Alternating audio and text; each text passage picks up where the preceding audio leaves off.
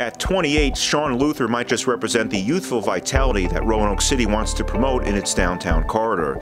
Luther was recruited to the Star City in late 2009 to become the president and CEO of Downtown Roanoke Incorporated from his hometown of Pittsburgh, Pennsylvania. There, he was an economic development specialist at the Pittsburgh Downtown Partnership, working as administrator of the Paris to Pittsburgh Street Activation Program, the Market Square Initiative, and as part of the Office Recruitment and Retention Task Force.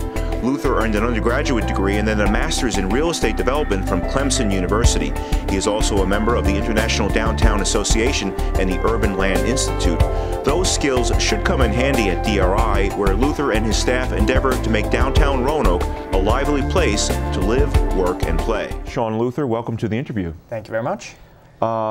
Roanoke is in Pittsburgh. You're from the Pittsburgh area. What attracted you to the city and the position? Well, DRI is kind of a unique animal in the world of downtown organizations. It's got a heavy focus on economic development, a heavy focus on marketing, both of which I either have a background in or a strong interest in. And being in a locality like Roanoke, which has such a strong urban core and such a really cool and unique rural community immediately surrounding it. I'm a big fan of the outdoors, as well as the urban lifestyle. It was a really, really good fit for me, I think. Is it fairly unique for a city as small as Roanoke to have an organization like DRI? Well, DRI is actually a precursor to a number of organizations around the country. We just celebrated our 50th anniversary, but it's actually become very common to have downtown service districts and organizations like DRI, regardless of the size. And actually, we're one of two organizations here in Roanoke. The Williamson Business Association is structured. Williamson Road Business, right? Right. It's structured in the very same way, where property owners are paying into an additional service district revenue pool, and then a separate organization is administering that. Sean, what are downtown businesses telling you they want? What's the first thing they tell you when you took the job a year ago? This is what I want. What I think the board of directors at DRI, as well as the downtown businesses, we're looking for is someone to focus singularly on economic development in downtown. And we're kind of ramping up an effort to attract and retain our retailers on the first floor, restaurants, soft goods, all that type of thing. We're looking into demand for additional hotel rooms. We're looking into how we can better support our corporate community downtown, and I think that's going to be really important over the next 18 to 24 months. How much does having downtown residents add to the equation? Kind of a core community that'll stay downtown, maybe patronize businesses, that type of thing. How much of that is a component? That's exactly what it is. It takes the region to support a downtown as vibrant as Roanoke. But what it does is it pushes the hours and it pushes the envelope. So whereas 10 years ago, we had a great dining scene on Friday and Saturday, you start to see it Wednesday night and Thursday night and Sunday afternoon. And so it's really provided a core group, just like you said, for businesses to rely on and kind of push their hours of operation. What got you interested in this whole line of work? I mean, you went to school for real estate development.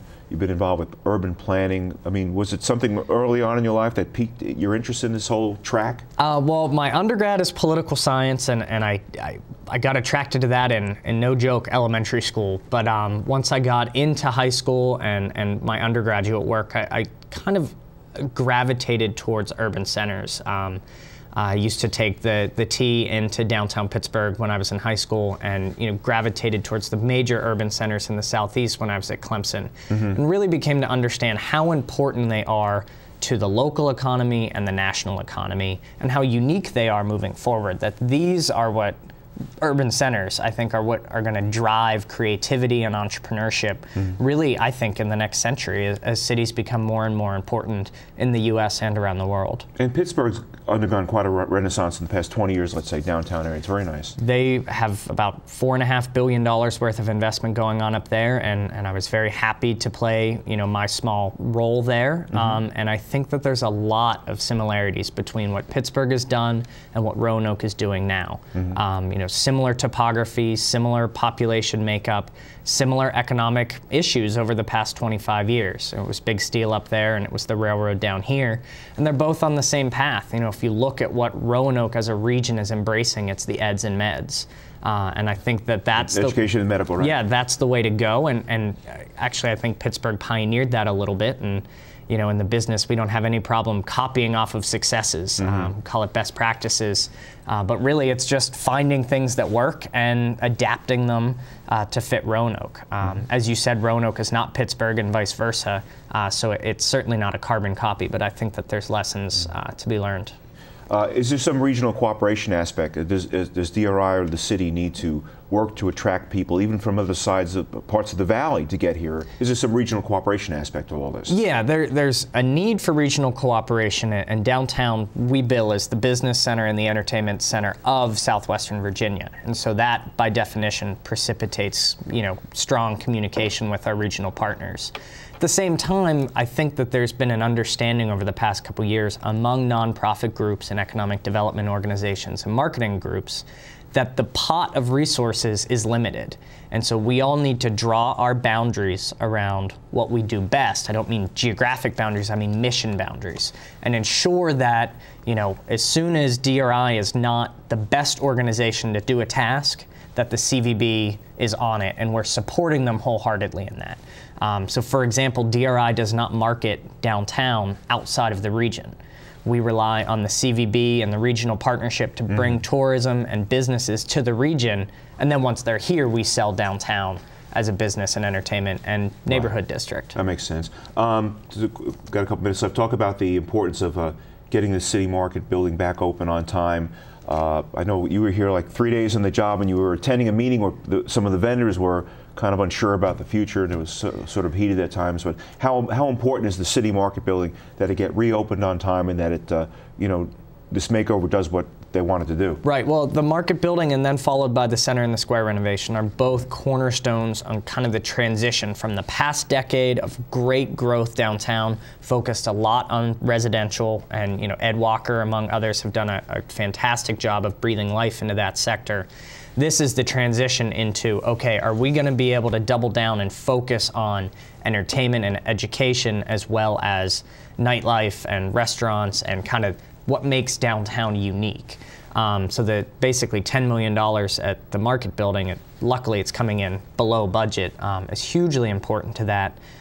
We see it as an opportunity to better integrate the outdoor farmers market, which DRI manages, into the market building, and have a great mix of, yes, lunch counter businesses, but also, you know, cheese doesn't really work as well on the farmers market as we'd like to. So let's get some cheese in there. We've got some great butchers out on the outdoor market who would love to be able to serve the downtown and the region year round. And so let's get space for them in there. And I think it's going to be really spectacular when it's done. I had a chance to pop my head in now that what they used to call the second floor, and now what they will call the mezzanine, has been ripped out, and it is just such a cool structure inside. And for 30 years, the character of that building was essentially ignored. And I think the plan that the city is moving forward with, and the Market Building Foundation, is really going to reintroduce the region into that spectacular building.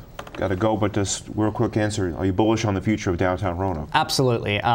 My past 12 months have been an eye-opening experience. I think everyone who comes here is surprised at how vibrant downtown is.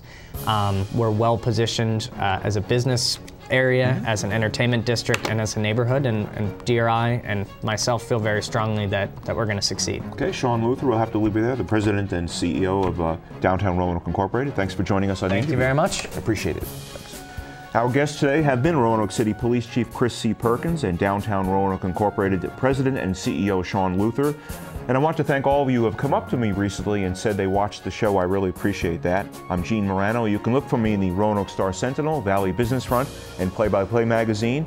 And you can watch past segments of the show on YouTube. Just search by my name. Until next time, take care.